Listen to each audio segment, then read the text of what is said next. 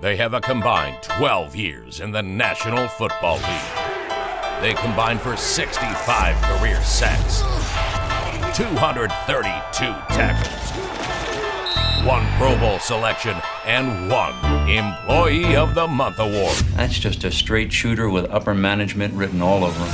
It's Train and Grose on the All AZ Podcast Network. Welcome in episode 63, Train and Grose, the post-Super Bowl edition. Yeah. Featuring Mike Grose and Sean Cressman at Train Station Studios. That's right. Downtown Phoenix, Arizona. Beautiful, coolish, but beautiful day in Phoenix, Arizona. Yeah, we don't get swamp ass today. Again. No swamp ass. So we're good. We're starting off right with a blaze. Number 63. Yeah. Like we always do. Your favorite or your best number 63. Jeff Saturday. Shout out to my man, Jeff Saturday. Jeff, I didn't think about that. Yeah. That's my man. Because we were joking before the show started, and I was like, man, we get about 20 more before we get to anybody I remember. But Wow. Jeff Saturday. Jeff Saturday. 6:30, yeah. Well, for you, I figured you'd go Gene Upshaw. Gene Upshaw, yes. That'd be a great one. And that's I cheat every week just to make sure I don't miss anybody. But they have a list of substantial players wearing the number 63, not yet in the Hall of Fame. And number 2 on that list is Jeff Saturday. He should be in. Yeah, I can't believe he's not. He really should be in. Ask Peyton Manning. I mean, ask a lot of the people in that division that they were in. Do you remember one of my Pro Bowl? We rip on the Pro Bowl an awful lot, but there was a really cool one of the really cool, memorable moments of Pro Bowl history, in my opinion, was when Jeff Saturday was on the opposite team of Peyton Manning. You remember this? Yeah, when he went with the Packers. When he was with the Packers. Yeah. And when Peyton Manning was hanging it up, he switched sides for one play to snap one more ball to Peyton. It's pretty sweet. That's a good memory. Yeah. Good Pro Bowl moment. Absolutely. There's not many. No, that's what I'm saying. There's not many at all. Gene Upshaw, Y.A. Tittle, Wow. Willie Lanier, Wow. Dick Stanfield, I don't know who that is. No. Dermontti Dawson, Okay. Mike Munchak, and Leroy Selman. Okay, we're going to have to put some respect on Dermontti Dawson's name because I went up against Dermontti Dawson back in the day when he was with the Steelers, center for the Steelers. Just a grown man. Dermontti Dawson was a grown-ass man. Let me just say that. I gotta put some respect on his name because he was moving the crowd, as they used to say back in the day. Shout out to Eric B. and Rakim. He was definitely moving the crowd. That and we want to talk Hall of Fame. Sorry, I was sidetracked by this list because I was going to talk about the Selman brothers down in the popsicle uniform. Leroy Selman? Leroy and Dewey, right? I think so. Dewey Selman? Yeah. The brothers played for Oklahoma, then the Tampa Bay Buccaneers. Yep. I mean, way back like the early days. Yeah. But and another thing that happened this week, the Hall of Fame inductees for this year. My man were B.Y., announced. And one of my favorite that players. one hit you because you put it out on social media, and you can tell it was something that mattered to you. B.Y., Bryant Young, defensive tackle for the San Francisco 49ers, was my all-time favorite teammate. As a 17-year-old kid, he accepted me into the huddle at the University of Notre Dame, and I will forever be grateful for his leadership, his guidance, and the way that he carried himself on and off the field. Just a class act. He was a senior when I was a freshman. And when I tell you I was in awe, like I literally was in awe watching him play the game because he would go out and at the end of practice, he would beat DBs and linebackers in the sprints. And this guy was all of 280 pounds, sprinting full all the way through until the very end. And the way that he played, he was a dominant player. He should have been in a long time before this, but I'm so glad he's finally getting his flowers. And Bryant Young, I love you, brother. I thank you for everything that you showed me, and I took those lessons and I tried to do the best I could with them. When you say accepted you in the huddle, you mean figuratively or literally? Like Literally. Literally, he's like, all right, okay, you can come in. Well, not everybody could get into that huddle. And as a freshman, like I said, when I first got to campus, I was 17. And I didn't know what was going on. I was homesick, and, there were some rough days there. But eventually I worked my way into that lineup, and BY was one of the first to really accept me, along with some of my other big brothers. And I will forever be grateful for that group of guys really showing me love and allowing me to blossom my freshman year. And it was one of the best years of my life. Besides Bryant Young, you got Tony Baselli. Did you ever go up against him? Yes, I did. In college and the pros. And? Grown-ass man. When he was healthy, I'm telling you, I would never forget the first time I watched him on film my sophomore year. He literally took a guy, they were on the goal line. He took him from the 1-yard line and put him in the seats at the Coliseum. Literally picked him up, dumped him in the back of the end zone in the seats. Like, he actually put him on top of patrons who had paid to watch the game. He put the guy on top of them and then walked back to the huddle like nothing ever happened. Leroy Butler, Sam Mills, Richard Seymour, Cliff Branch, Art McNally, and Dick Vermeil. I played round out that class of just about all those except one. Cliff Branch. Cliff Branch and Sam Mills. I miss Sam Mills too. No, I played against Sam Mills. Man. Well, that was going to be the question. I mean, obviously, the realization that just hit. Well, there is that. Hit him. Oh, damn. There is that. Funny. But it's also got to be, it's cool. It's cool to a degree. Well, yes. you talk about the Bryant Young relationship and understand how personal that is because of all the time you spent together. Where Tony Baselli, you view him as an opponent, whether it be in college or whether it be in the NFL. And he went to that school in college. And he went to that school we don't talk about in college. Yeah, that's right. But all these other players, these are guys that were to the point, old. Like I'm gonna play. They're old. I'm gonna play the old card in this conversation, though. They're old. But it's also got to be, for you, kind of a gratifying thing to say, look, I was there with these guys. Yeah. Like, you can tell a story about Tony Baselli. Yes, I can. I can say what it was like watching him. Yeah. But you can tell a story about Tony Baselli and these other guys that are going in. That's right. And when you get to that age, when you start to see your peers get voted in, it just reminds you that it's an honor to be voted in. And we're going to get into some of the guys that are being talked about and ballyhooed as to whether they are worthy of that honor based on recent events. And I think that there were some valid points made for and against certain individuals. Mike, I'll let you. I'm not trying to bury your lead. No. But there are some great discussions to be had about certain individuals because, to me, I hold the Hall of Fame in very high regards. And to get in there, you had to do something above and beyond. Right. It's not just you had a good career, you deserve to go in. We're not going to lower the standards for the Hall of Fame. The Hall of Fame is the Hall of Fame, not the Hall of Very Good. And we'll get to that a little bit later because at the end of this season, a couple names keep kicked around. The other one that I think is cool just because I like weird stuff like this, Sam Mills, he played at Montclair State. Yeah. So you talk about the long way, and I think he spent time in the CFL before he actually ended up he bounced back and forth between but he spent time in the NFC South, Carolina and New Orleans. Yeah. God rest his soul, man. But the comment that we always say, Montclair State, they'll find you. If you can play, they'll find you. And he actually coined the phrase "keep pounding" in Carolina. He was that guy because he was sick at the time when all of that started to come around, and they kind of asked him for a phrase, and he just said "keep pounding," and they still use that as a rallying cry out in Carolina. Great story. And of course the coach Dick Vermeil. I was at his winery in Napa not too long ago. Wow. I don't know. I don't know if that's one of those things where he just put his name on it, or is this like a passion of his? I don't know. But, who knows? But I mean, I know Dick Vermeil, played against Dick Vermeil when he was with Kansas City, and the one thing I can say about Dick Vermeil, he always had a really good running back. Because I go back and look at those Chiefs teams, Larry Johnson.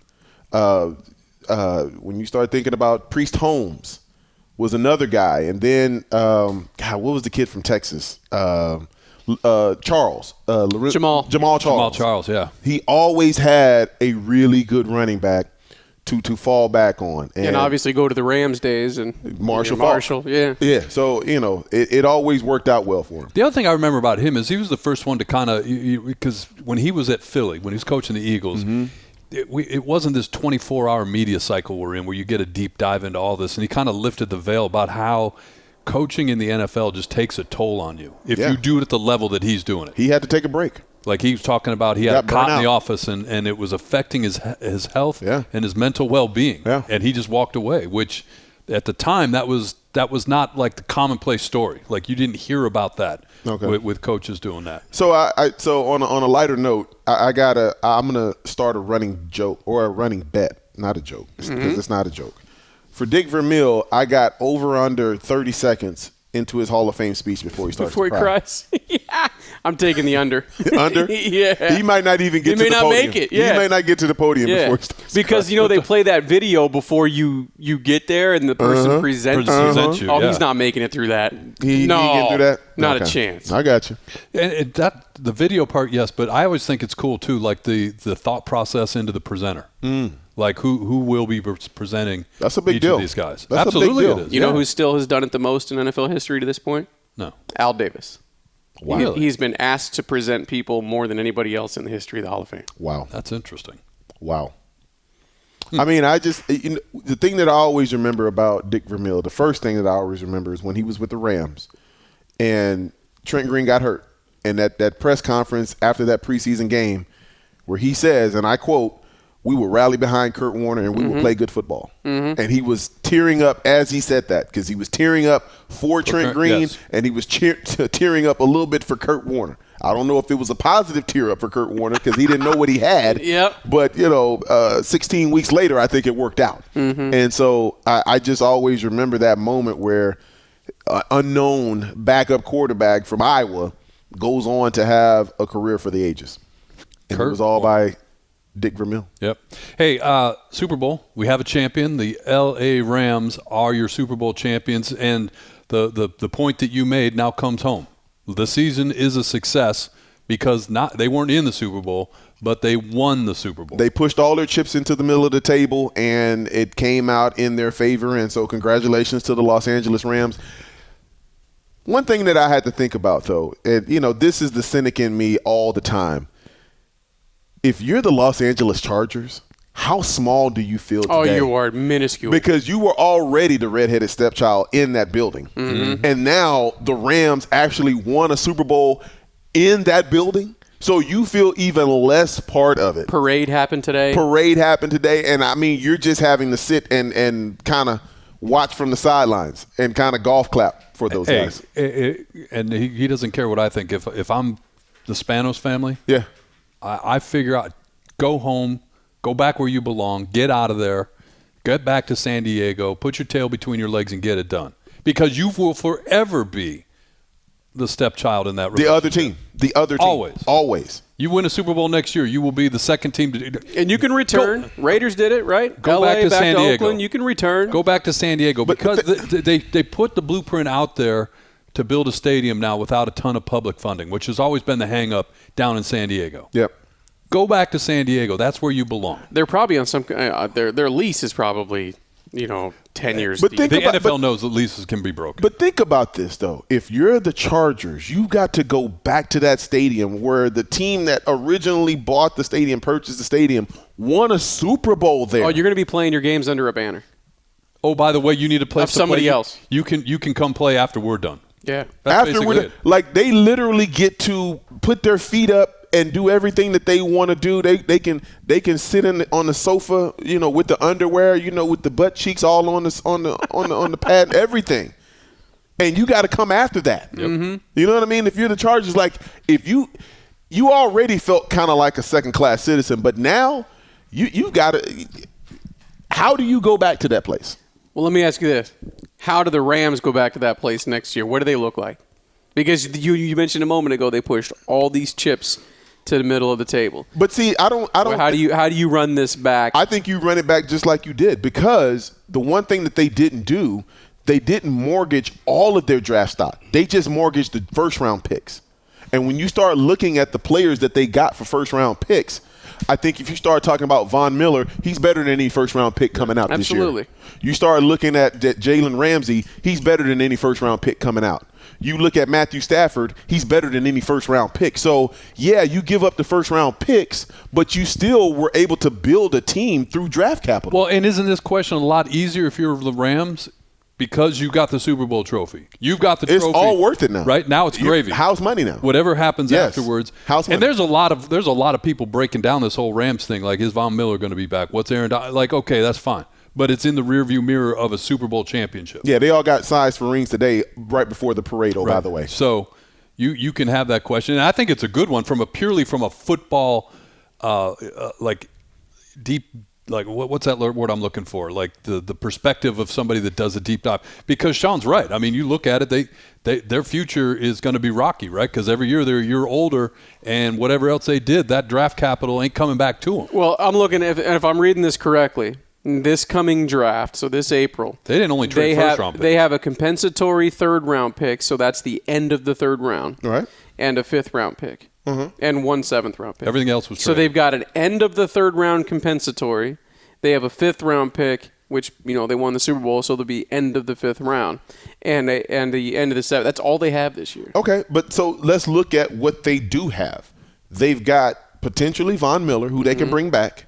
They've got Jalen Ramsey. They've got Matthew Stafford. They've got all the key positions checked. And you've got Aaron Donald, a guy that's going to be the cornerstone, who's coming back. I know they've been talking about he and Sean McVay, are they going to come back? Of course they're coming back, because what's better than 1 Super Bowl?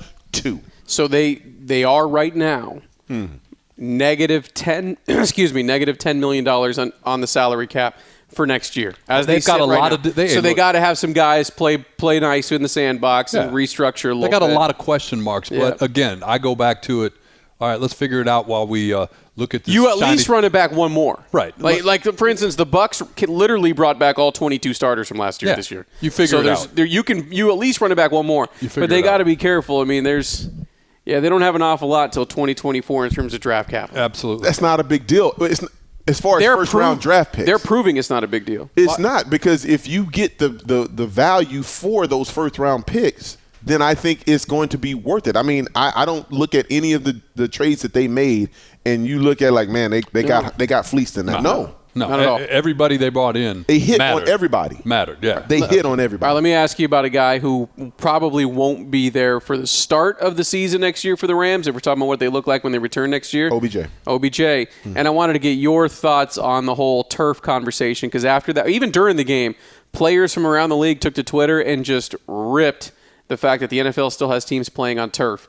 And you see, I think it was a 25% higher non-contact injury rate on turf opposed to grass, and a 60% higher contact injury rate on turf opposed to grass. So just your experience with the two. And before you answer that, I'm just going to say, if you're going to spend $5 billion on a stadium, find a way to get grass. Find a way to do it. Yeah. There is a way to do it. I don't know. I'm not an engineer. Cardinals did it. But figure it out. You have the space to be able to take that outside, because that natural grass isn't going to grow indoors. No. So figure you're it out. But do you have the space in LA, Mike? That's the whole thing. That's my point. You spend $5 billion on it, and then you see what happens. Yeah, I don't know. I don't put that on the grass though. What happened to OBJ? I think, for one, he's had history of knees before. It's the same knee. It's the same ACL. So I'm saying, like, if you injure it once, then it's weakened. You're prone to do it again. And I understand it's tough. It's frustrating. A guy that was doing everything right had already caught a touchdown pass in the game, but you can't all of a sudden now just want to go back and undo everything just because one guy had an unfortunate incident on that surface. I don't think the other 96 guys that were dressed out for the game were worried about the field during the course of that game. That's one of those, it's just the unfortunate part of it. You know what this game is when you sign up to play. So did you play at the old vet in Philly? Yes, I did. And then Worst step. That and the Astrodome. In the Astrodome. That type of turf. I understand. That's real AstroTurf. Right. That's Nowadays, that's carpet rolled over concrete. Yeah, basically. Yeah. Really just a thin layer of carpet. And at the vet, you had the seams because of baseball. Uneven. Same thing with the Astrodome. Yeah. So same thing. But you're fine with today's turf. I'm fine because I have it out here. I have it at train station. Yeah. So, my guys, I always make sure that they're performing on the best surface possible, considering the elements. The fact that I'm indoors, it's the best that I can give them while we're indoors. I can't do anything more than that. Mm-hmm. You can't roll out the grass out front? In and out? No, I can't. On a tray? Yeah, no. I don't have that kind of bread, brothers. I mean, maybe one day down the road I could do that, but I got to get a few more guys to come back in. Well, the cool thing, this whole story about OBJ, like, you're feeling so good for the guy. Yeah. Because, again, that's been, you look at all the plots and subplots and how this Rams team was constructed, and you feel good about a lot of it. But for him, feel really – and then to see what he did to start the game, And then, whatever the reason, the knee. He was well on his way to be MVP of that game. Well on his way. Yeah. And then, for the highs of the highs, the lows, and the tears, it shows the emotion. Talk about Dick Vermeil's tears. The emotion around all of that. How do you feel if you're Cleveland right now? We talked about that. But this is a whole other side of it. No, Another reason to hate yourself. Right. When we've already talked about it, so whatever we said 2 weeks ago when we brought up, you feel worse today. Yeah. I mean, because whatever it was, he was not your problem. No. Well, we talked about them looking at the Bengals surpassing them in spades. In-state rival. You got to hate yourself. But we for even that. talked about it and when then the you Rams add the went to the right when they started the postseason. We're like, look at this. Here's OBJ because he was making contributions down the stretch. Yep. Balling. And then he makes a run in the postseason. Then he catches a touchdown pass in the Super Bowl, which his team finally won. Yeah. So that was just an exclamation point on top of the carrot, on top of the cake, whatever. Yeah. Like, he wasn't the problem, Cleveland. You better dig deeper. So for OBJ, I think for one, he gets his reputation back from this playoff run. I think he has officially gotten his name back in a positive light. When you start talking about reputation around the NFL and what kind of guy he is, he's shown that he can be a team guy. He's shown that he can still catch the ball, and he's shown to be a guy that is not a cancer in the locker room. With all respects, I probably should have used a better word. He's not a malcontent in the locker room. So I think for him, it was as big as it was as big of a run as it was for anybody on that team with Matthew Stafford, with Aaron Donald, and we'll get into that in a sec. There were so many guys that their legacies were hanging on the outcome of this game, and the Rams were able to do a lot of goodwill for individuals and what their lasting legacy will be going forward. Well, and going back to the OBJ thing real quick, everything on the field, but, when you talk about what type of person he is, go back to the NFC Championship game after that was over and his interaction with Debo. Debo Samuels. Because the Cleveland thing was like, he's a me guy. He's disruptive, whatever. Nope. And to me, that's not what you see from a guy that's wired constantly like that. Don't see that. You constantly don't see that all year long. You don't see any of that. Exactly. Now, maybe he was conscious of that, and maybe he was doing it intently to get his name back. I don't know. Yeah. But a lot of what I saw seemed very genuine to me. Exactly. That was a genuine interaction? Yes, it was. Like if he was over, pat him on the shoulder pad and look for the camera. Did you get this? That wasn't that. I don't think that was that at all. You brought it up. MVP. Who's your vote? It's Aaron Donald. Yeah, it's not Cooper Kupp. With all respect to Cooper Kupp, I mean, because literally he and Matthew Stafford were the only weapons that they had left. Yeah, at the end of the game, second half. It was it. I mean, it was the last drive. It was, I'm not throwing the ball to anybody else other than Cooper Kupp, and you still couldn't stop it. How about the fourth down and you run the end around to Cooper Kupp and he picks it up? You know what I mean? How about the no-look on the fourth quarter, the drive of your life, and you no-look? Yeah. But I think for a lot of people who aren't in the inside of the NFL, they don't realize that happens all the time. All the time. Guys do it all the time. You just hadn't seen it on the game-winning drive for the Super Bowl. So I think for Matthew Stafford, he went a long way in exercising some of his demons. How do you feel if you're Detroit now? You're looking at your former quarterback, number 1 overall pick, take another team to the Super Bowl in the first year he leaves. I think Detroit and I think Cleveland are two different things. Cleveland thinks they should be competitive. Detroit fans, and Grose, you speak for me. You're like, hell, we're never going to be there. So attaboy, Matt. So you know what I mean? I think it's one of those. Did you see the shirts that were sold in Detroit? No. Detroit Rams. Yeah. They I love that. Detroit. In stores. Mm-hmm. I'm not speaking for everybody. It's a big city. No, speak for everybody. But Detroiters in general, sports fans are happy for Matthew Stafford. How could you not be? Yes. How could you not be? Detroit was the second highest city in the NFL for TV ratings behind Cincinnati for the Super Bowl. Mm-hmm. They were watching Matthew Stafford. And he delivered. And they're like, see? And if anybody feels bad about it, it's not the Detroit Lions or Detroit fans. It's the Ford family. Yeah, as they should. Right? They should be embarrassed. Because we talk about the team here. Like there's coach, general manager, players, whatever. You can say that year in, year out. Things come. The Ford family has owned this team since. Think how many great players they've killed. Their careers they've killed. Barry Sanders. Megatron. Billy Sims. I mean, the list goes on and on and on and on and on. Yeah. The thing that I wanted to talk about, though, is when you start talking about legacies and Matthew Stafford, since we're already there, we'll get to Aaron Donald in a minute. I personally don't think that this solidifies him as a Hall of Famer. And a lot of people are like, well, this was the last piece that he needed to solidify a Hall of Fame career. I can't get there. And I understand all of the setbacks that he may have had with Detroit, but when I look at Matthew Stafford as an individual, I can't get there for Hall of Fame. I can't get there with Yellow Jacket. Yes, he's a Super Bowl champion, and we'll never take that away from him, ever. But when you start talking about that Yellow Jacket, and I said this at the beginning of the show, I hold that place in highest regard. And you can't give me Hall of Very Good numbers and think you're getting into Canton. So, yeah, I mean, for me, it's well beyond numbers. You know what I mean? To me, it's the museum, the Hall of Fame. For me, can I tell the story of the league? Just going to say that. Can I tell the story of the league without bringing you up and you playing a significant role? And even after winning the Super Bowl, I don't know if he makes it to that part. And and a lot of that may have to do with what you just talked about. The Detroit Lions killing some guys' careers. Oh, he killed a lot of Hall of Famers' careers. He spent, all those years not being in the conversation and not being in the story of the National Football League. And in my opinion, that holds him out to no fault of his own, but right. He doesn't play a giant role in his era of the NFL. No, I always use your line, and I think it's an excellent line, and it builds upon what you said. It's not the Hall of Very Good, and if you're talking about this era of the NFL, whatever his first year is to whenever he ultimately retires, as of right now, you can tell the story of the NFL without mentioning Matthew Stafford. Yeah, I mean, he gets a mention. He gets a line. He gets a footnote at the bottom, or he's Right. but he is not, the consequential, player that you're talking about in this era. Right. He's just not. Richard Sherman had one of the best tweets about this of all time.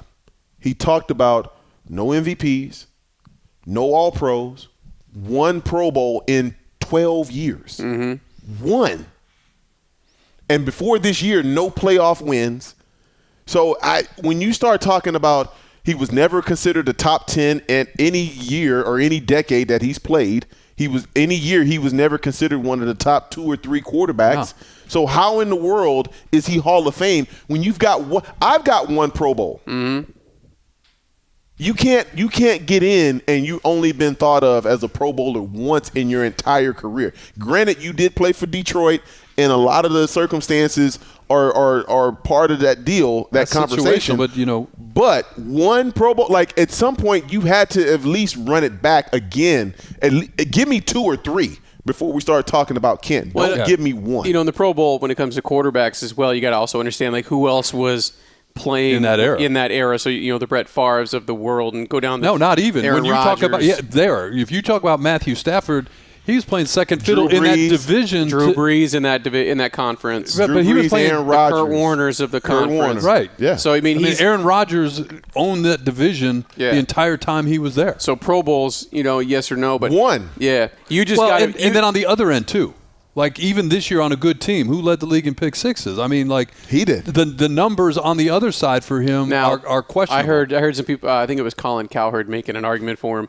Fourth quarter, his numbers in the fourth quarter this year were better than any other quarterback in the league. That's 1 year in the fourth quarter. It's 1 year. Yeah. But when you think about this year, who are the top quarterbacks in the NFL this year? Matthew Stafford's name is not one of them. No, it's Aaron Rodgers and Tom Brady. Thank you. So even in the year that he wins the Super Bowl, it's still not because of him. Right. And you didn't even win Super Bowl MVP. Like, at least give me something that makes you distinguishable from everybody else. There's nothing, even with this year that he had, where he exercised a lot of demons. You weren't you weren't an All-Pro. You weren't a Pro Bowler. You weren't Super Bowl MVP. There's nothing about your play that says you stood out above the rest. They said he's only got 4 Players of the Week in his 12-year career. Yeah. Think about that for a second. No, and that's where does this conversation start, though? It's part of it is the Colin Cowards of the world just throw it out there because football's over. Now we got to have a conversation, right?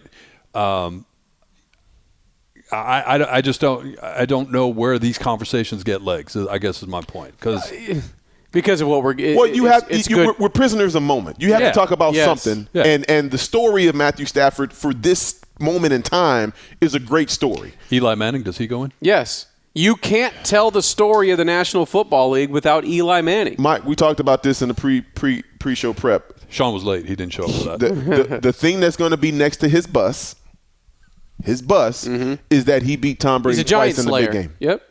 He beat Tom Brady. He beat that guy twice in the biggest game of the year. And he has two of the greatest throws in Super Bowl history. Beating that guy twice. Yeah. Not once, but twice. Right. Once, it's a fluke, okay. One to deny a perfect season, too. Somebody tweeted it out this week, or right after the Super Bowl. He's where he lands in like yards, touchdown. Like he's top 10. I don't care about any of that. Top tens. But I'm saying at some point there's like a floor where you start the conversation. That's where that stuff comes in. But they're the playoff wins, the Super Bowls, and Super Bowl MVPs, which he has on the resume that Matthew Stafford doesn't. Right. If it becomes a compare-contrast, right?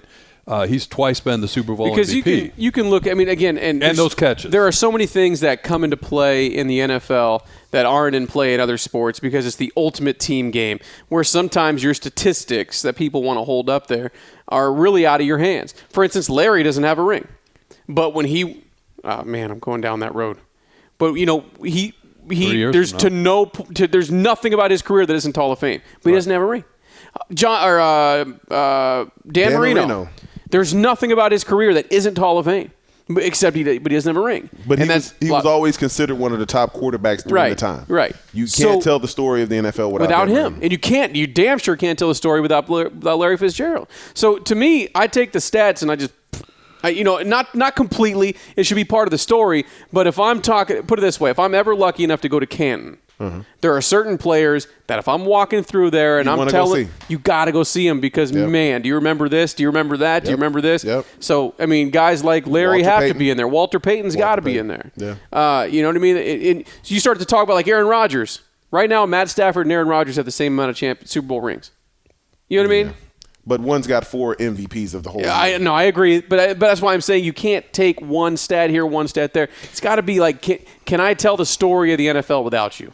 And if the answer is yes, if I can get through it, and I think right now you can get through the story of the NFL and not have a chapter on Matt Stafford, then you're not in. So here's what former players or current players do. And I want you guys to go through this exercise with me real quick.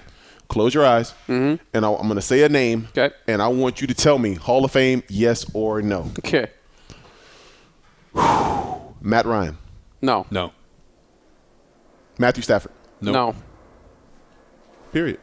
They're very, even though Matt Stafford. He has an MVP. Yeah. He at least has 1 year where he was considered the best. Right. And even though Matt Stafford finished the deal with the Super Bowl championship, Matt Ryan and him are a very good comparison. I mean, that's a good comp you just threw out there. You know what I mean? They're very similar. Well, you played against both of them. What did you say? Yeah. I say neither one of them get in. Because I look at Matt Ryan, there were a lot of empty calorie seasons where he had a lot of numbers, but the team didn't do jack. And he didn't elevate that team to that next level. He's played in 2 NFC championship games. One he lost at home to the San Francisco 49ers. The other one he won. Well, and the biggest collapse in Super Bowl history. Well, that's not all on him. It's not. That's not more on him. Coaching, in my opinion. That's more coaching, and that's more on the defense because there are other sides of the ball. There is special teams and there is defense that contributed to that collapse, 28-3. I mean, we will talk about that one forever and ever. Now, in that respect, you can't tell the story of the NFL without talking about Matt Ryan because he was on the opposite side. That's true. He was on the wrong side of that history. He's underneath Brady's bus, which is going to be the largest plaque in the NFL's history. Oh, my gosh. Real quickly before we get out of here, the clock's ticking. We can go as long as we want. It's a radio show. Yeah. What I hear. Aaron Donald. Yeah, we got to get there. Got to get to Aaron Donald. The back-to-back plays he made to seal that game, B-Train, are just and the tackle on third down and short of the running best back. Play I've seen. It's just one arm. It's incredible. Well, B-Train made a point during prep that you missed. Wow. About the play on the sidelines that started it all. It turned into the Incredible Hulk when he hit Burrow in the sideline and they got in his face. They got in his face. You poked the bear. You tugged on Superman's cape. You poked the bear, and from that moment on, it was over. It was all over. And when I think about Aaron Donald, I've said he's the best player in the league right now to date.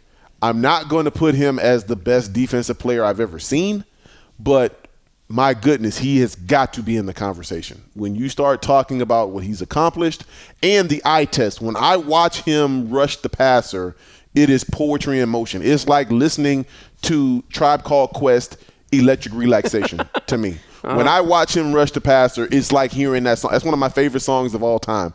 Or Outkast, So Fresh, So Clean. When I hear those two songs, it makes me think of Aaron Donald rushing the passer because it's a thing of beauty. The way that he was able to close that game out, 3rd and 1, he takes a grown man, pushes him back, and with another hand, stops another grown man from gaining a yard. Then he goes to the other side, beats this guy like a drum, and gets to gets to Joe Burrow and basically ends the game. Like, he did it in back-to-back weeks. He did the same thing against the San Francisco 49ers. He closed it out. He is literally the closer for the Los Angeles Rams. And when I start thinking about defensive players and their impact on the game, you can't go any further than Lawrence Taylor. Lawrence Taylor is the one guy that is clear and above everybody, in my opinion. When I watched him play, he was as menacing and as much of a terror as I've ever seen on a football field. Like, I've never seen anybody dominate a game like Lawrence Taylor until I saw Aaron Donald. Now, he's not at Lawrence's level yet because he hasn't played in as many games, and he doesn't have the 2 Super Bowl wins like Lawrence Taylor, and he doesn't have an MVP of the entire league like Lawrence Taylor. But, my goodness, the man is on a short list when you start talking about all-time defensive players. And to do what he does for playing on the inside, too, which I don't think a lot of people realize. He's double and triple teamed every play. Single play. And he still makes an impact on a game. You look up and you're going along. It's like, man, we hadn't heard from Aaron Donald. Hadn't heard anything from Aaron Donald. Then you look up at the end of the game. He's got 8 quarterback pressures and he's got 3 sacks. Yeah. It's like, what? How? When you know the game plan was to stop that guy with 3 guys. They got a little. I almost think not the last touchdown, the one that happened right out of halftime, the 75-yarder, and we'll forget. Which was an illegal play. We'll forget about that for a moment, but I think that really that was maybe the worst thing that could have happened to the Bengals. And what I mean by that is in the first half, it was very quick, get the ball out of Joe Burrow's hands now, don't allow that pass rush of the Rams to dominate us.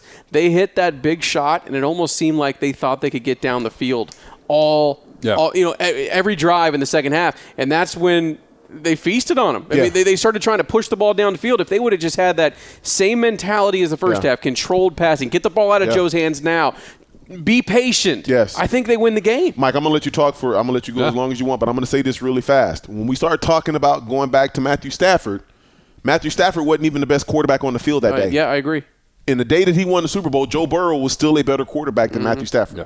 No, hey, you know what? We're going to keep this conversation going because we don't have any real football for how many months now? 6. What are you talking about? The new league year starts 1 month from football. Today. 16. Where they actually pad up. 1 month from today? We got 6 months, bro. You got free agency. You got the combine. You got the Underwear Olympics coming up in 2 weeks. 6 months. But we do have some stuff locally we need to get to, speaking of football. Wow.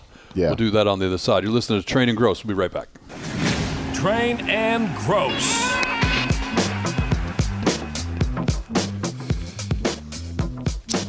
So we talked about the Super Bowl. Yes, we did. And now we got to focus our attention at home. And funny story, our neighbor, we're out walking the dog. He's like, I see you in a tweet with Bertrand Barrett. And I'm like, yeah, no joke. And we talk about stuff all the time. Like, hey, we got to get in our condo. We got to get these trees trimmed or whatever. He's like, first question out of his mouth, what's B-Train thinking about Kyler Murray? Wow. I'm like, come on, dude. Did you see the name of the podcast? Right. He goes, ask me what I think. He goes, I was there.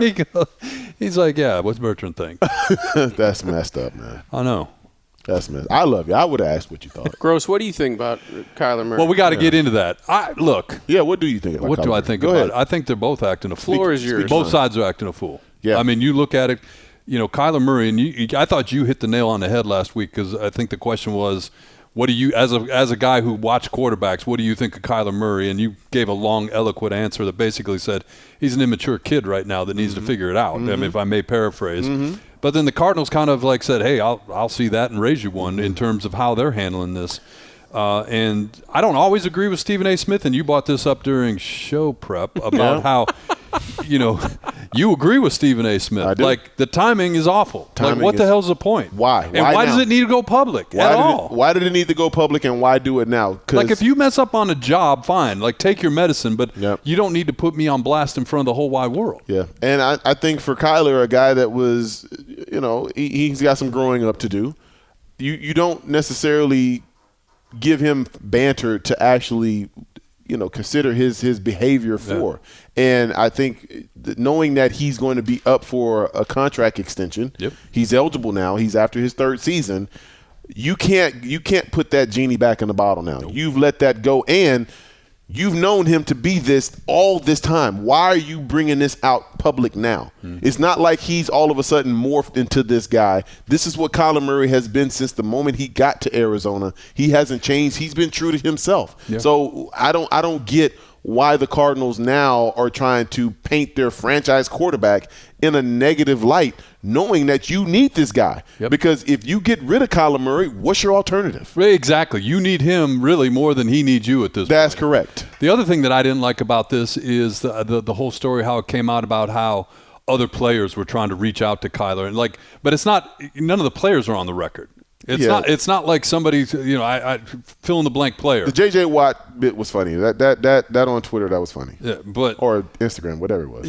The whole, everybody else is saying it too type of thing. No, it doesn't wash work for me. It doesn't work. So, here's a team that ended ugly, no matter else what you want to say about it. By Cardinal standards, good season, but it ended ugly. And now what? Because you've got that question, plus you've got a lot of other questions with the way it ended. Your wide receiver room needs addressing. You've got your defensive line. Your defensive Chandler Jones unrestricted, and by all accounts, he's gone. Not a happy camper. I heard a report he might go back to New England. Why not? He got a ring there. You can go home again. You can go home. So, you've got a lot of questions, and to have to put the quarterback at the top of it for this team, I don't get it. You just didn't need it at this time. The timing was poor, and when you look at this team that was actually starting to trend upwards, they've improved on their record every year under Cliff Kingsbury, regardless of how the season ended, because all three seasons have really ended ugly. You still saw improvement, and you still saw reasons to be optimistic about this team. Well, and I, you talk about Cliff Kingsbury. You can't talk about Cliff Kingsbury and not talk about Kyler Murray and vice versa. Because they're going to be married at the hip. Right. Why did they hire Cliff Kingsbury? Because he could go get Kyler Murray, and he could have an offense that was built for his skill set. So, this whole idea that, you can move on from Kyler Murray. Well, if you do that, then you're moving on from the head coach. Yeah. Because I don't know that works with anybody else. No, it doesn't. And I think for Kyler Murray, you think of, he could say he has options, but, baseball is not really an option for him anymore. Pitchers and catchers reported yesterday. No, they didn't. Oh, sorry. Yeah, locked out. Scratch. But when you start looking at these guys, this is when you start talking about marriages, for better or for worse. This is the for worse part that people really don't like to talk about when you get into these lifelong commitments. And this is something that they're going to have to work through. They're going to have to come down with cooler heads and figure out how to play nice with one another, because whether you totally are in love with this person or not, you're married until the contract says so. And right now, there's about 2 more years left on this deal if the Cardinals wanted to say, hey, you're ours. He can never, there's 2 more years left on the deal, and there's potentially another 2 or 3 with the way that CBA's written. Yeah. So, you're talking about 5 years, Kyler. So 7, really. Figure it out. Yeah. And underneath it, you heard some things like, hey, Cliff Kingsbury reportedly, hey, I need to go back and figure out how I do a better job putting my player in a better position. Right. So, that's the type of stuff that needs to be coming out. Let people fall on their sword a little bit. Let people, to your point, cooler heads need to prevail. You got, as we said before we went to a break, a long time before you play football for real. Yeah. Figure it out. Yeah, Mike, but how about this? How about just say nothing? How about just silence? That's fine, too. There's nothing wrong with a little silence. You don't have to be in the news media to be relevant. We know you're relevant because you're in the NFL. You don't have to make statements just to be making statements, because this type of statements actually hurts your franchise more than it helps your Absolutely, franchise. it does. Yeah, people always say, even bad publicity is good publicity. I don't think so in this case, because there's a lot of frustration around this team. A team that started 7-0 and 10-2, and it's like the bottom fell out and that they couldn't recover based off of an injury or two, DeAndre Hopkins and a couple other people, and they just seemed like they couldn't get off the mat. So I agree.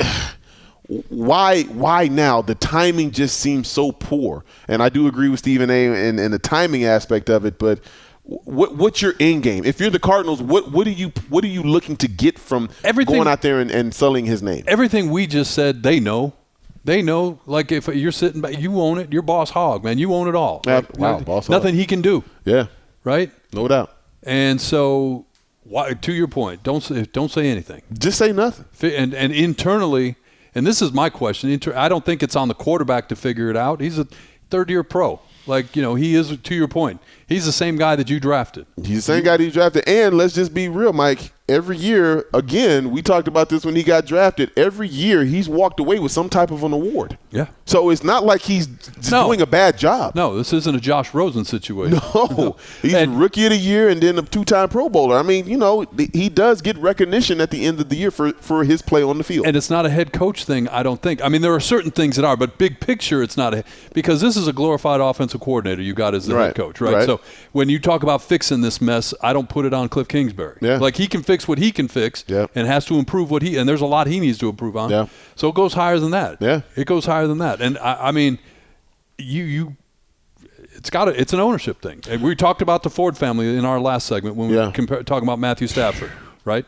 The Bidwell family is the one constant on this franchise since the beginning. Since 1898. Right? Yeah. So that's where the buck stops. Yeah. I mean, there's withholding bonuses from your coaches that's not the message. That's not what you want to send. No, that's not it. That's not it at all. As an owner, you got to fix, because you're swimming in cash if you own an NFL team. Correct. Like, and you're like, it's your business, whatever. But it's not a money thing anymore. Before they had the stadium. Yeah. So you don't have any excuses. Yeah. I mean, this is a once in a generation pick. You don't get the number one pick in the NFL very often. No, and a Heisman Trophy winner and with all types of accolades coming into his career and then actually living up to some of the hype. You got to fix it. Yeah, you got to fix it, Mike. I was about to say, looking at this team, I mean, I don't know, man. There's a lot of stuff that they have to work on, and when I start thinking about how they're going to get this done, I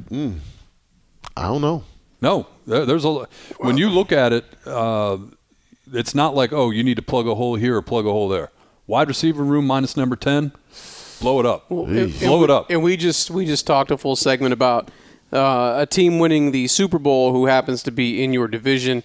And by the way, the team that they beat to get to the Super Bowl also in your best division in football. So you're really, even if it ended well, you couldn't rest on your laurels. No. Yeah. And so now to have it go sideways like this, that just ups the ante for them. Right. But you could go, and we'll do this throughout the course of the offseason because there's plenty of time for it, but every position virtually needs addressing.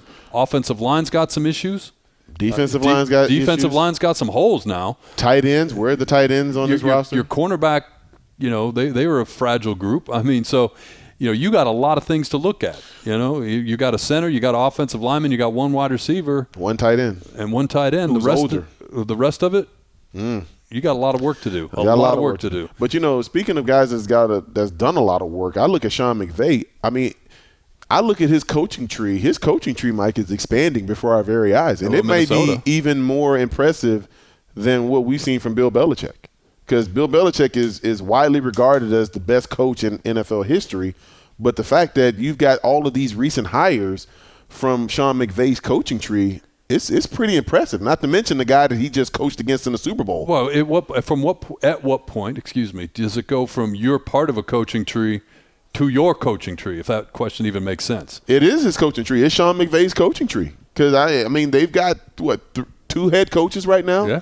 With the Bengals and then the Vikings. and the Vikings now. I mean, The man's 36 years old, Mike. He's already the youngest to go to 2 Super Bowls. He's the youngest to win a Super Bowl. He's the youngest to, you know what I mean? Like, he's basically the youngest to do all of these things.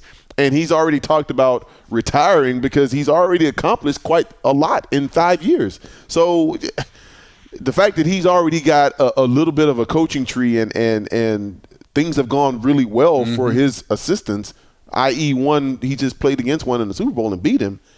Man, that speaks volumes for his ability to not only recognize talent on the field, but recognize talent in the coaching ranks too, and be able to find the right guys to get the players that he picks to do what he needs them to do. Well, and the other thing too with that is it's one thing to identify that talent, right? But then identify them and put them in a position, in this case, to win a Super Bowl, and then to get a job and be viewed as a viable candidate to go coach the Minnesota Vikings. Yeah. I mean, because a lot of times egos get in the way of these things. Right. And, that can maybe stifle stuff like that. Yeah. So, it's very interesting. And, again, it's a long off season.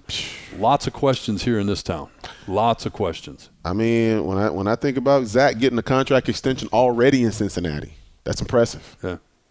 Well, and that's part of the question, right? Because go back to this team, 10-2. Yeah. And we talked about this last week when we were breaking down the Cardinals before the Kyler thing was just coming up a little bit after the Pro Bowl. Sure. At 10-2, people were like, "Oh, you got to lock up Cliff Kingsbury." 10-2, they were like, "Hey, when are you going to give Kyler that contract?" Remember when the Oklahoma? You're on free money with Kyler at this point. He's still in that rookie deal. Yeah. Oh yeah. When Oklahoma. Remember the Oklahoma coaching situation? Oklahoma's going to come a knocking. Right now, if either one of them get a deal right now, it'll be like, what the heck? What's going on? Yeah. Like, it's crazy. A lot happens in a month. That was December 3rd. They beat the Bears. Yeah. And look at how far it's spiraled. In 2 months. To where now the quarterback has scrubbed his whole account, all his social media accounts, with no mention of the team that he plays for, that he's the franchise quarterback for. And the other side is calling him selfish and not a great leader. Well, and it goes to culture, right? Because you played at the Colts, you played with the Broncos, you played with the Cardinals. Yep. Right? And you talked about each one had a different culture. But yes, they did. You correct me if I'm wrong, but I've known you for a long time, and we've talked a lot about this. The feeling, the expectation, the aura around the Denver Broncos, I'm guessing, was a hell of a lot different than it was with the Colts or the Cardinals. Absolutely. They expected to win championships, and you saw the ownership make moves that were championship-type moves. They did things to put themselves in positions to win championships. Not to say that the Colts didn't or the Cardinals didn't, but the Broncos, from owner all the way down to a casual fan, there was always an expectation of winning, and anything less than that was uncivilized. And again, I lived in Denver for a while. You were much, much closer than I was, but it always seemed like Mr. Bolin made the right moves, and he didn't let stuff like this get in the way. He would have nipped it in the bud. No. He would have figured out, okay, what do we got to do to shut this down? It's all about relationships, Mike. Mr. Bolin had relationships with all of the players. This man would go in the locker room and play cards with the players. He'd be out in practice and asking you about your family. Like, those are questions that make people feel comfortable and make people feel like you really care about me. It could have been something that was just, what he was doing in the moment, and he may not have remembered 5 minutes later. But the fact that he had the wherewithal to ask you in the first place, and the fact that he was on the sidelines to actually ask you that. He was there. He cared. And you could see him, and you could touch him, you could have a conversation with him. Right. That made it so much better. And you talked about Al Davis, a guy that was constantly being asked to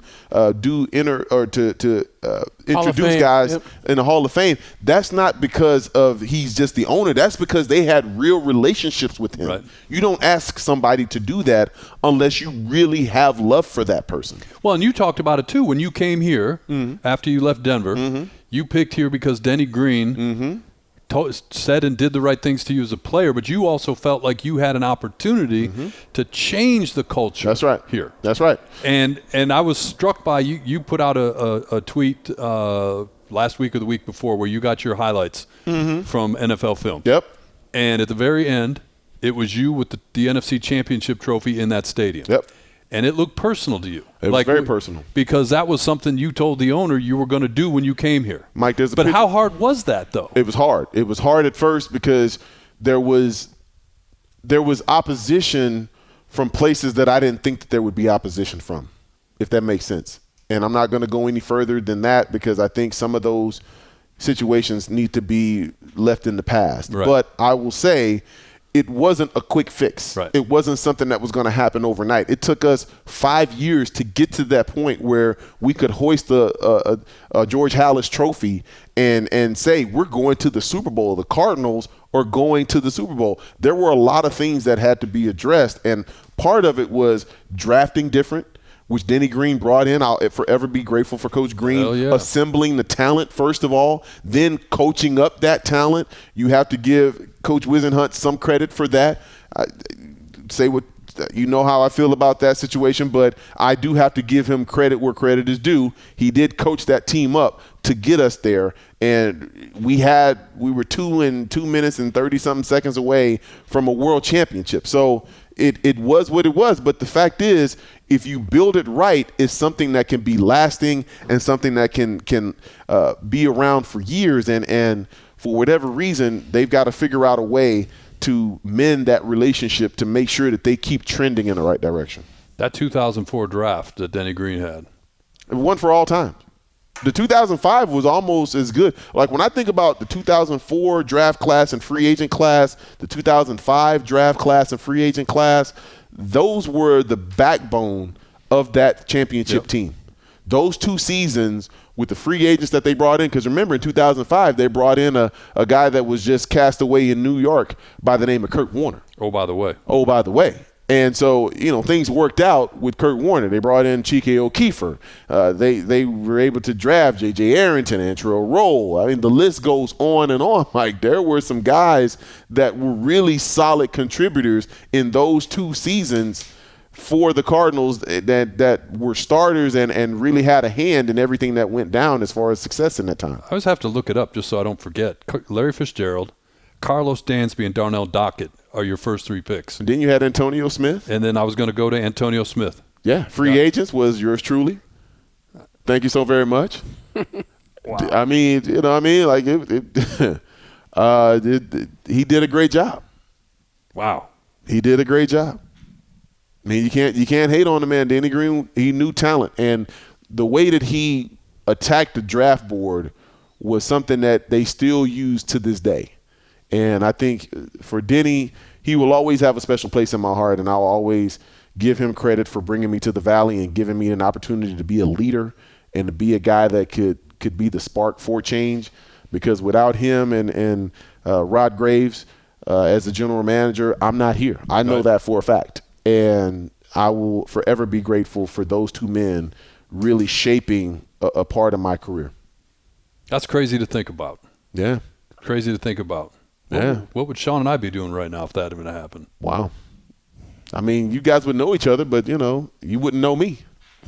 Wouldn't have just ate some. You know what? We may not even know each other because I met Mike Grose. That's right. I was brought on to help get your show going. Wow.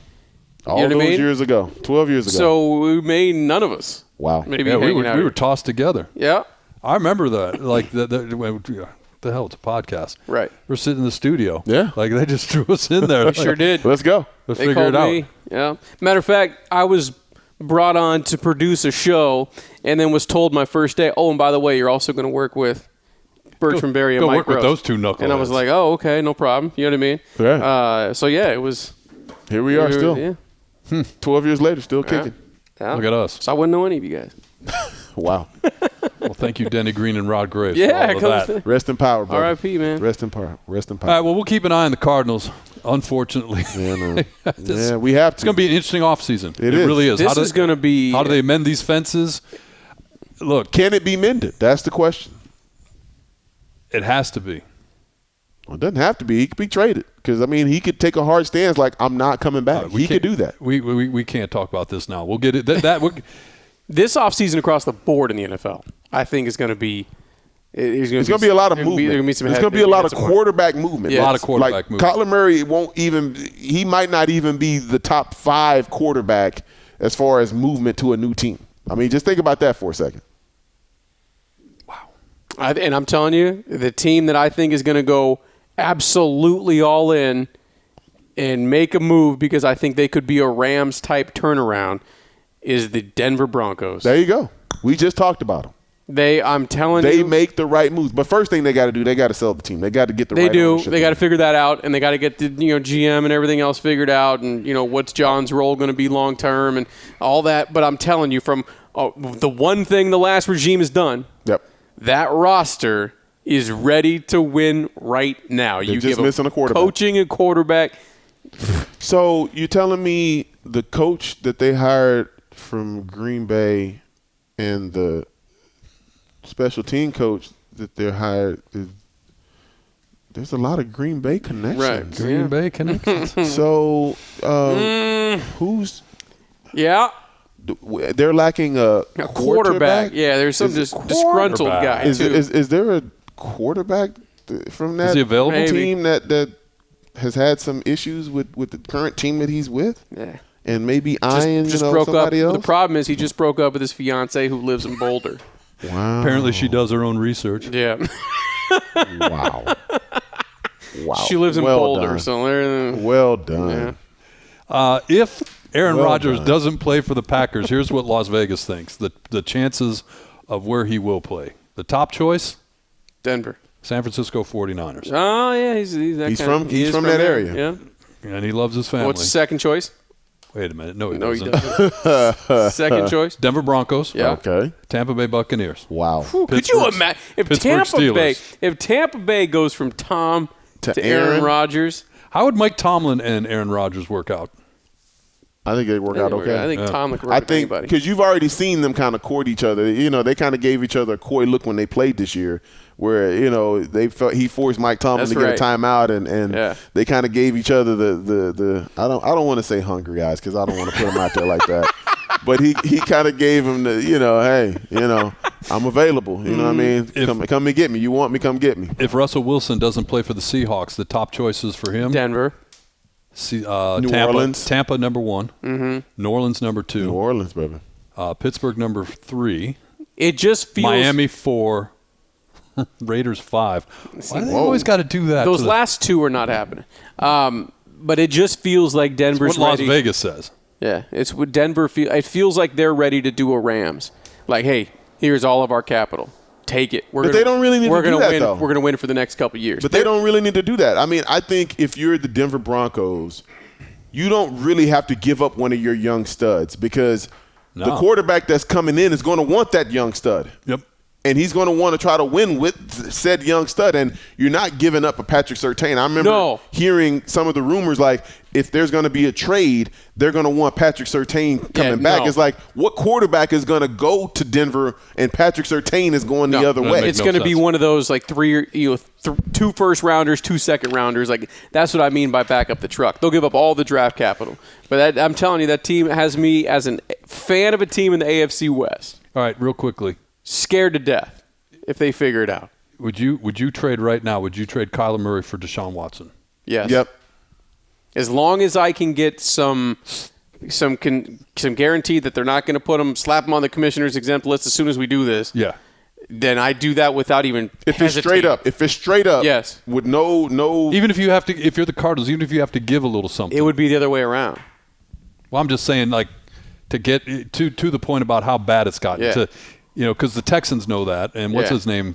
Bill O'Brien's not there anymore. Yeah, but I mean, the Cardinals and the Texans have had dealings before.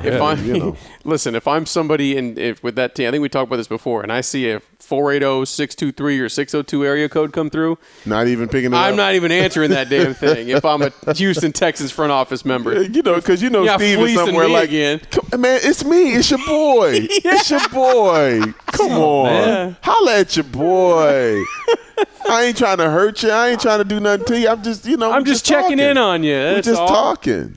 We're just talking. Yeah, I'm you fleecing me again. That'd be a win-win, right? I mean, Kyler could go back to Texas. Yep. Deshaun Watson get a fresh start. Yeah. Get reunited with DeAndre Hopkins. I mean, it does make too much sense. But you mark Houston, this so that if it does happen, like we can say we talked about it like months before it happened. Mm-hmm. Wow, these guys are geniuses. I'm telling you, the musical chairs in the NFL as far as the quarterback position is going to be very interesting in the next 2-3 weeks. Oh yeah, it is, because Aaron Rodgers already said he's not going to prolong this thing past when free agents become available. Because that's March 16th. Right, because he's looking out for his boy Devontae. He's like, I'm not going to do that to Devontae because I know his decision is going to be based solely on what I choose to do. Yep. If I choose to walk, he's going to walk, but I'm not going to put him in a bad spot I know in my heart of hearts that I'm already If gone. Aaron leaves, Devontae's going to go play with his favorite college quarterback and his best friend. In Oakland or in Vegas. Yeah. Is that it? Yeah. David or Derek Carr. I don't know why I want to say David. Yeah. All right, on the other side, we got some sports potpourri to get to, including the Phoenix Suns. Let's do it. That's coming up next on Train and Grose. Yes, sir. Train and Grose. Yeah. Oh, sorry. That's you. When I point, it's you. I just like listening to the music in the background. It's a vibe. All right, this is where we get into kind of just a quick, it's a relative term on this podcast. Yeah, it's fluid. Topics around the world of sports, and we mentioned it a minute ago, but we'll expound on that since we are in the home of the Cactus League. Pitchers and catchers reporting date was yesterday. No, not quite. And I'm not even aware that they're having formal meetings. They're not having any discussions. Talked to a friend of mine who works for a Major League Baseball franchise. Okay. They're just waiting on proposal. I don't know. They like use carrier pigeons or something, send proposals back and forth. Why aren't they locked in a hotel ballroom somewhere, or a conference room on the top floor of an office building somewhere, just pounding the table, yelling at each other, doing what you get it figured out? I think the owners are stalling. I think they want this. I think they want to try to squeeze the players and stall them out, because they know right now the way that it works in Major League Baseball, the players have all the leverage. And their union annually crushes the owners. And it's not even close. They have the best union by far in all the 4 major sports. Mm-hmm. And so I think the owners have finally tried to put their foot down. And I just don't think that the players are going to budge. I think at this point they've gotten so much leverage. Why would they ever give any of that up? And if they don't have baseball, could this sport survive? I don't know. But I think that's what we're heading towards. And some owners don't seem like they care either. And that's my question when you see this in professional sports, when it's a lockout. Yeah. Like, we're really clear. This is a lockout. The owner said, we're not doing business as usual anymore until we get some things squared away. So not this a strike. Isn't a strike. This is a lockout. Exactly. And I don't think all the owners are on the same page. No. And so if you're not on the same page as a group, how are you supposed to make a deal with the guys on the other side? Because here's what I'm saying. Right before this thing happened, we talked about it on the podcast. They handed out $1.5 billion worth of contracts immediately before they locked out the players. Yep. But it wasn't every team doing that. No. The Pittsburgh Pirates didn't do that. No. Right? The Tampa Bay Rays didn't do that. Kansas City Miami Royals. Marlins didn't do that. No. The Royals didn't do that. Nope. Sure, your big city teams did it. Some other teams. The Arizona Diamondbacks. The Arizona Diamondbacks are operated like a small market team. Yeah. They didn't hand out any money. Nope. So how do you get the Arizona Diamondbacks on the same page as the Los Angeles Dodgers and the New York Mets? And then how are you supposed to make a deal if they're not? Mike, it's really the haves and the have-nots. Yeah. And that's really what it basically comes down to. And the big markets have and the small markets don't, because when you see a big market team with half of their stadium empty, it doesn't affect them as much as a small market. When the small market, a Milwaukee or a Tampa Bay, when they're half full, that's actually hitting their pockets. The owners are actually feeling that squeeze. Right. And, you look at some of these teams, like I can't even, like the Tigers have been bad for a number of years here, but they've had success. They've had cycles, right? In my lifetime, they've been to and won World Series. Yes. Right? And, the Tigers, remind me of the Broncos, because Mr. Ilitch owned the Tigers and then he passed away. Right. Once he passed away, it's been kind of on a slide. Yep. I hope they get it figured out, just because I left a lot of Detroit behind me. I'm still a Tigers fan to this day. Yep.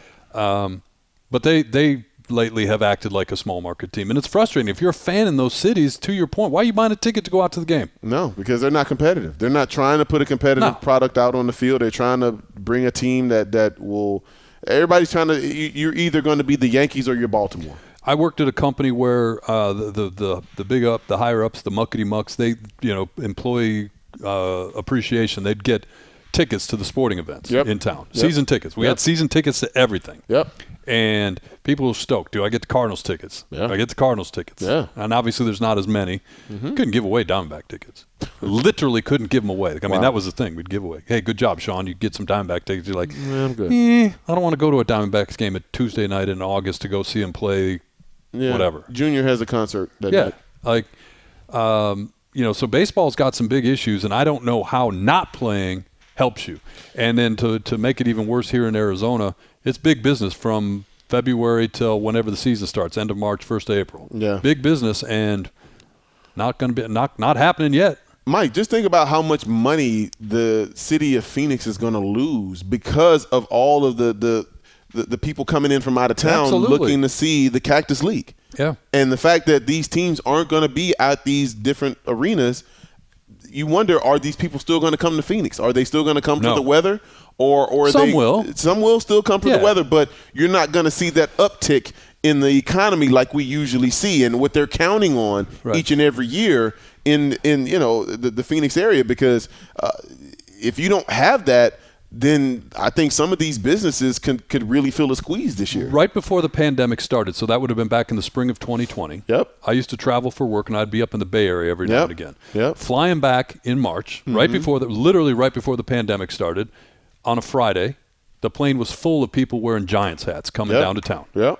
Right? Excited. And then the next day, the Saturday, I was doing a radio show, and we were at the stadium in Scottsdale. Yep.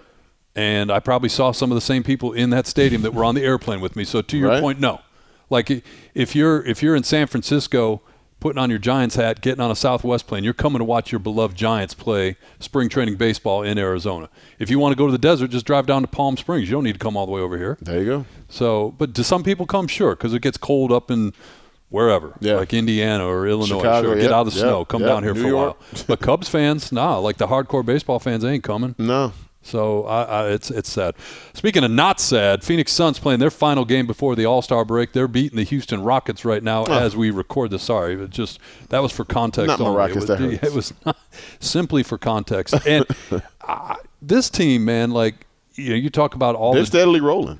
And, we were talking about the NFL, right? They had the drama, but no drama. Like these guys just go about their business. They are every time we do this, the winning percentage goes up. They're 47-10. That translates to an 83% winning percentage. Wow. 83% of their games, they're winning. Can Monty Williams get a Coach of the Year, please? Can he? Can we get some starters in the All-Star game? I mean, all of it. Please. But I don't think that bothers him. If it does anything, it kind of maybe motivates him a little bit. It does motivate him. Do you still feel, a couple of weeks ago we were talking about this, you said the matchup we're all waiting for is Phoenix and Golden State in the playoffs. Has anything changed there? Nothing. I think it's solidified. And I think for the Eastern Conference – well, don't do the East Conference yet, because I got a question on that. Okay. So when you talk about the Western Conference, who else is of note in the Western Conference? I mean, we always talked about how deep it is, but when you start thinking about the recent history with the injuries of some of the star players and those other teams in Denver, in Utah, those teams were really top heavy. Like, they didn't have a lot of depth on their team. They had the 2-3 stars, but there wasn't a lot of substance after those stars. And once they went down, it was pretty much slim pickings. But the Phoenix Suns have figured out, one, they were able to get some help for DeAndre Ayton. That's one.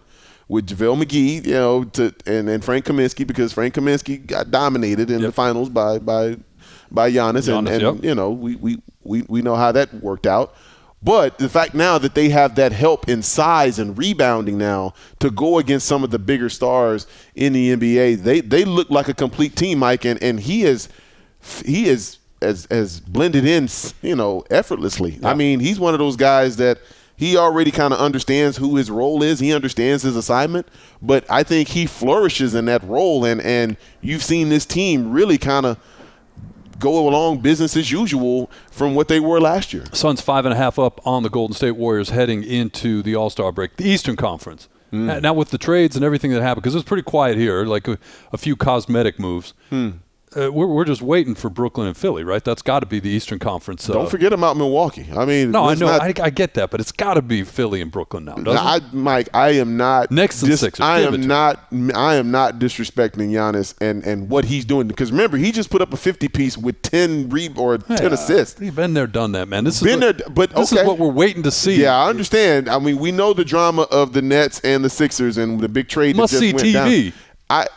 The thing that intrigues me is, what is the relationship now with James Harden and Kevin Durant? Because I think Kevin Durant has allowed Kyrie Irving to sully the relationship between he and James Harden. I think James Harden was at a point where he wanted to go upside Kyrie's head and just be like, dude, we came here to win a championship, and you're not holding up your end of the bargain. What you're doing is incredibly selfish, and you drug me in this. I'm not going to stick around for this if you're not all the way in. You got 1 foot out and 1 foot in. And you and Kevin both have rings. I don't have a ring, so you guys can play with house money. I need to go try to win this thing now. And the fact that he was willing to break that up and go get back with Daryl Morey, who was his general manager with the Houston Rockets, it just kind of seemed like he was kind of angling towards this all along. Yeah, absolutely. And meanwhile, top of the East, Milwaukee. Miami. Or Miami, yeah. Miami right now.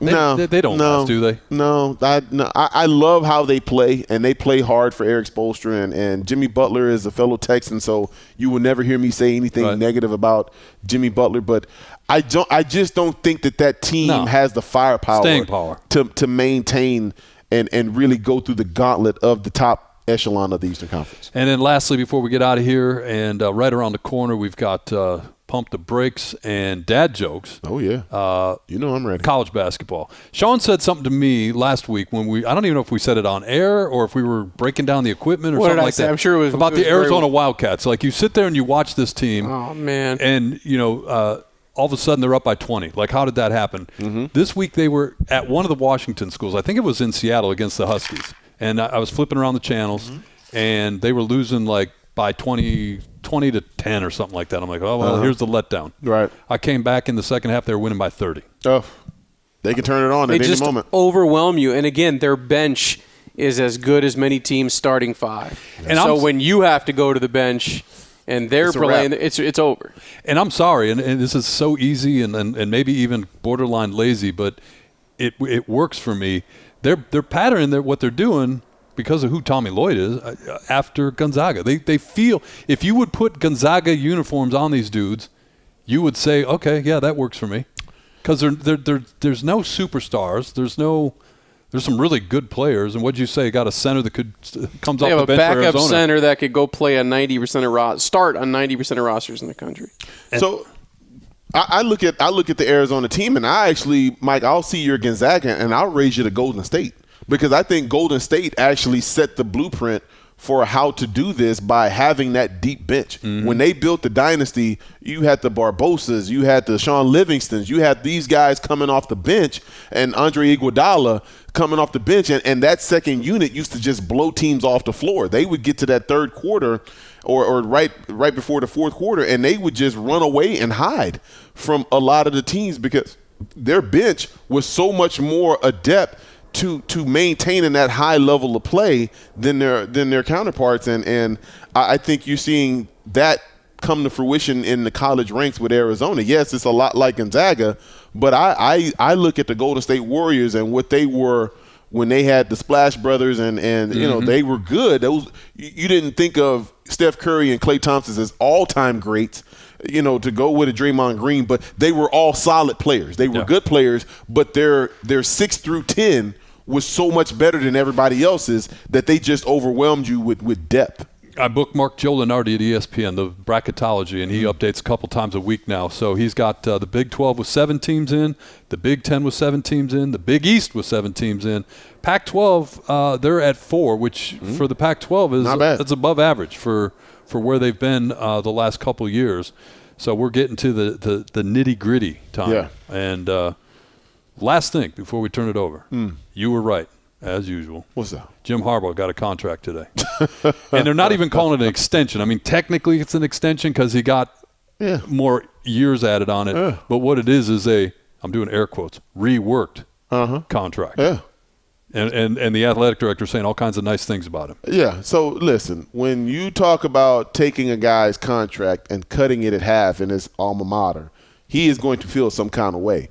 And Jim Harbaugh played it beautifully. Now, his team backed him up because they went out and performed for him. It's the only way that was going to work. They gave him all the leverage in the world, but make no mistake about it, that sham of an interview to Minnesota, I don't think that was ever going to have any legs. I think it was always about, hey, I'm going to go over here if you guys really aren't going to commit to me. But he was so pissed off that they took his money, and he wanted all of it back and some, and he got it. And he made his point, and it's out of his system. Now he's going to do what he does. And now he's going to go Big Blue and you know, be the face of his program once again. As a Michigan fan, all I got to say is beat Michigan State and Ohio State in the same year. You'll we'll be be fine. good. We'll be be good. good. You know? Yeah. All right.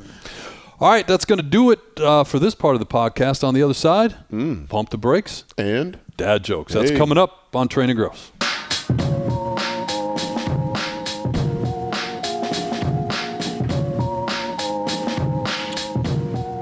So I was reading this, somebody who has a podcast, and I wish I knew who it was. They also put out their own playlist. okay. So during the dog days of summer, when things slow down a little bit, We got to do that too. we will do the Training Grose podcast. All right. all right. It's a And good we'll idea. each pick like 4 songs each. So what's that? That's 12 songs. I don't know. How long does that last? Like, can you have 12, 15, 20 songs? I guess you could A have playlist can be endless, Mike. Yeah, what are you talking Yeah, about? but I mean, if we're going to put one out and tell people to listen to it, like I mean, I think you give him 15 to 20 solid. this Give has got to me be 2 my point. hours. This has got to be on it. Is this available on Spotify? No. Apple? No. This is a royalty-free track. There you go. That bums me out, man. I mean, you know, I could throw some bars on top of it if that's what you're looking for. We But could if you're start going to have a selling it. Training Grose podcast playlist, Yeah. doesn't this have to be on it? Yeah, of course. This would be the first track. Yeah. So we can put it on there. Yeah. That's what I asked. I don't know where you're going with this. All right, so Well, we'll do it this summer. it's time for Pump the Brakes. I'm going to give you Yeah. guys some topics, some statements, really. You tell me if you're pumping the brakes on that statement or if you're rolling with it. Where do we want to start? Let's start with the local football team. So Todd McShay. Todd McShay put out his post-Super Bowl first mock draft. Got the Arizona Cardinals picking 23rd overall. As you know, he has them going with Florida State's outside linebacker Jermaine Johnson II. The biggest need for the Arizona Cardinals entering this offseason is a pass rush. Pump the brakes or not? Pump the brakes. To me, I think you need another weapon outside of DeAndre Hopkins. You got to give Kyler Murray a guy that if you're going to kiss and make nice with, you better give him some weapons, something that he can feel good about, because the one thing that we saw, and it was glaring, is that there was really no depth at the wide receiver position. It was DeAndre Hopkins and a bunch of guys. Totally agree. And that wide receiver room was really a microcosm of this team. You know, DeAndre got hurt. A.J. Green was a nice story for a little while. But you look at how that ended up. Christian Kirk is not a 2. I mean, I love the local angle. Good dude. Seems like a nice guy. Yeah. You know. Yeah. Somebody had there with the destination where he's going to end up as a 3 in Detroit. I mean.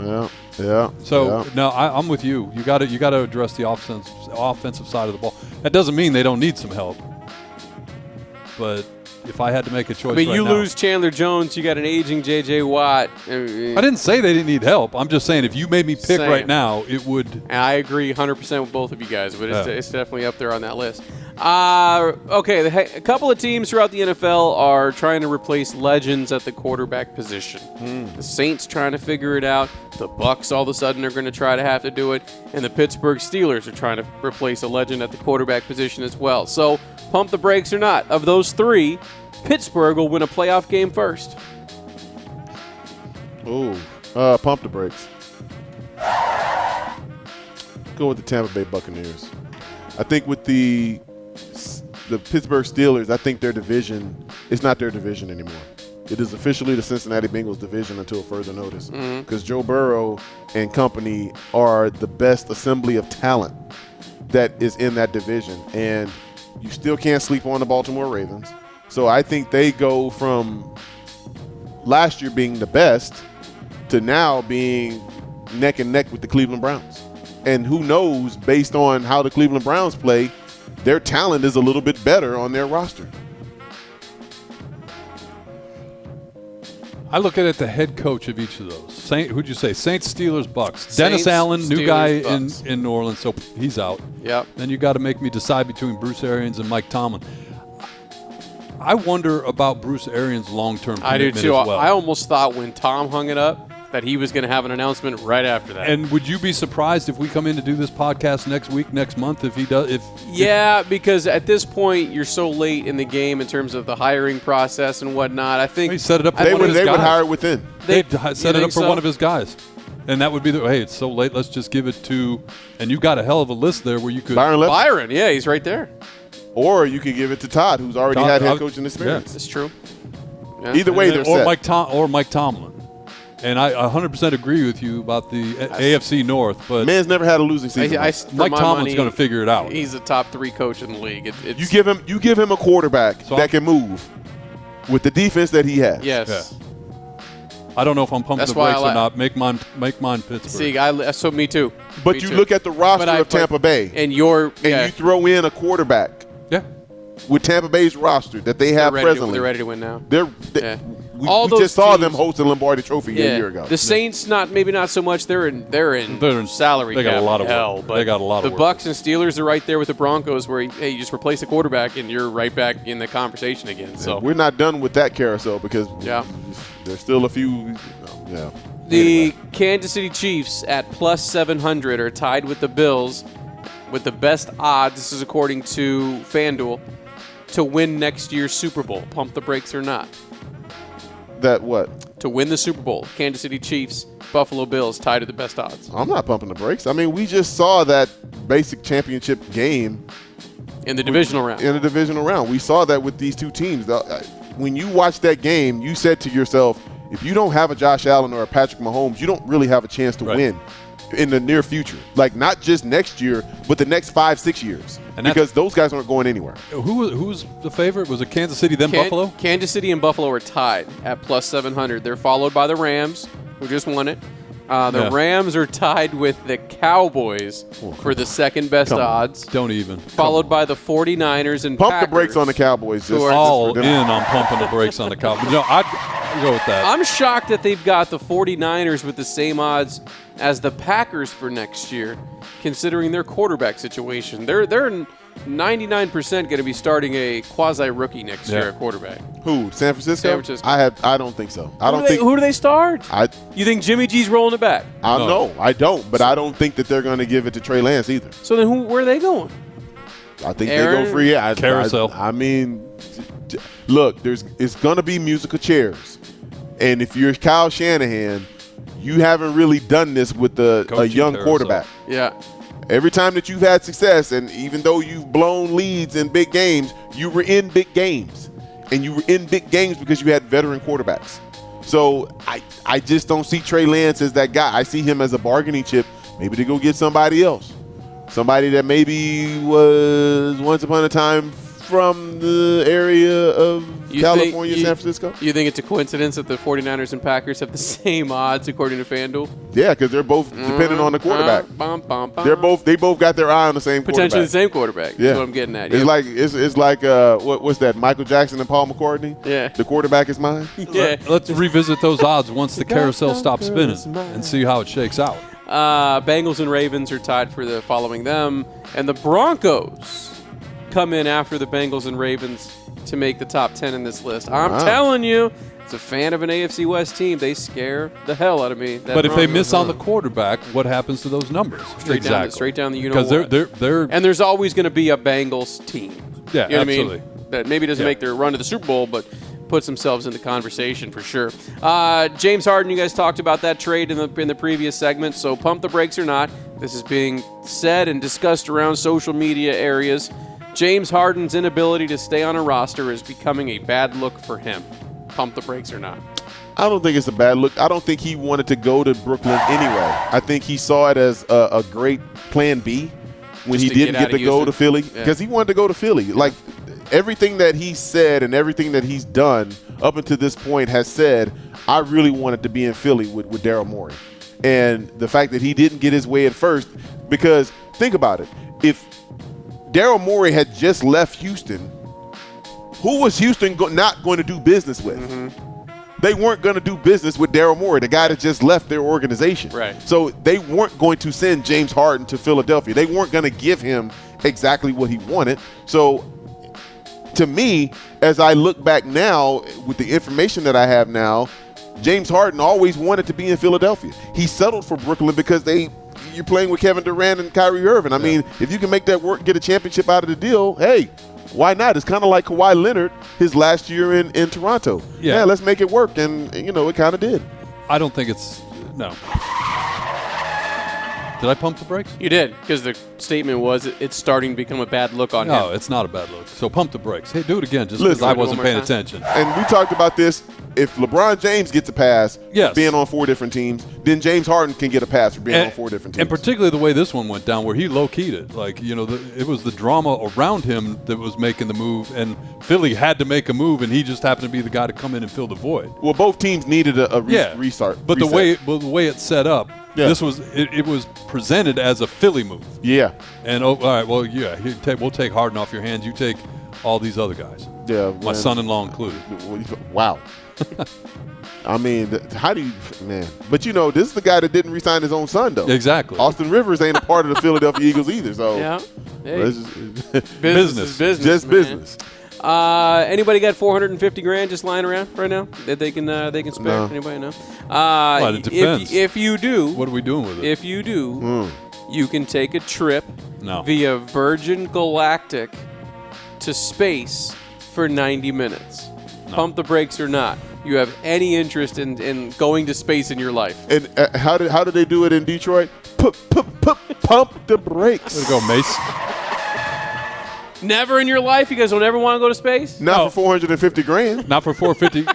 But if you said the price will come down. If you came in right now and you said, "Hey, I just won 3 tickets to a trip in space. You guys want to go with me?" I'm going with you. It's not that I don't want to go. I honestly think this would be the group I would take. It'd be fun. I would have a blast. Yeah. Okay. Dad jokes. All right. Hey, wait a minute. I'm out of here. That's it. I'll see you guys. You remember the Lonely Island with T-Pain at the very beginning? Hey, look at this. Boat trip for 3. Who should I take? That's what I thought of when you said that. That's you coming in here. You take me and B-Train up to space with times. Apparently, the down payment, you only have to put down $150,000. Only $150,000. Yeah, and it's you get to go with 4 people at a time. So they'll take 4 people at a time. 90 minutes. Your max speed you're going to hit on the way up there, 2,600 miles an hour. That's kind of like going on the 101 with B-Train. Wow. It's not far off. Hey, I got places to go, people to see. Get out of the way if you're in front of me. Yeah. So there you go. If you want a Virgin Galactic, you get a nice little jumpsuit suited for you. You get training, all kinds of stuff. Look, you better $450,000 all cost. You better give me an asteroid or something to take home for $450,000. I need something. I'm leaving with something. Yeah. I'm like my man Denzel. I'm leaving with something. Don't give me no little button for my shirt. I'm from around the way. I'm leaving with something. That's your pump the brakes today. Love it. Time for dad jokes? I was waiting for what flavor, Mountain Dew or something like that. That's usually what happens. Oh, yeah. Usually there's always a new item out there. But this time we were going to space. Okay. You guys know how this is going to work. It's time for our dad joke of the week. No matter what, once B-Train delivers a joke, he's going to get one of these. Okay. Now, if it's a good dad joke, you're going to hear the laughter. If it's above and beyond, we're all going to tell our friends. And there's always that chance that it just doesn't land. Okay. All right. So where are we going? All right. Here we go. Have you heard about the pregnant bed bug? She says she's going to have her bed. She's going to. Damn it. No, wait. No. Let's go back. That's just for the delivery. No, that's because just for the Mike delivery. threw me off. Mike threw me off. What did Mike do? It's just for the delivery. No. Okay, here we go. Mm-hmm. Again, he's killing me over here. All right, here we go. This for real. Have you heard about the pregnant bed bug? I have not. She decided to have her baby in the spring. That is good. That is good. Hey, what did Mike do? What did Mike do? That was good. Well, you're killing me, man. You're killing my presentation. I mean, I'm over here trying to stay serious, and you're already laughing. I'm like, come on. Hold up. Let me get the joke off first. What did I do? I don't know. I'm just sitting here minding my business. Yeah, right. We're in hour 4 of this show, so let's go ahead and wrap it up. We started recording on Wednesday. It's now Thursday morning. Dang, my next client is coming in 20 minutes. That's going to do it for this edition, number 63 of Training Gross. Don't forget to follow us on Twitter at Training Gross. Subscribe wherever you get your podcast, and we'll see you next time. We'll holla.